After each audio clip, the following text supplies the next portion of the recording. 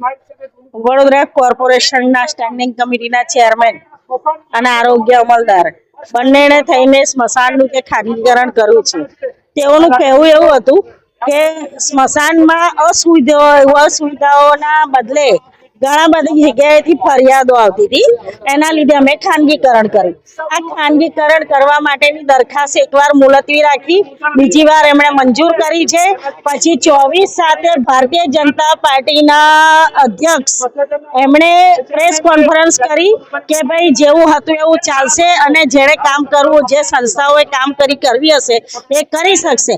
તમે માત્ર ને માત્ર લોકોનો જે વિરોધ થયો, વિરોધ ખાળવાનું કામ કર્યું છે.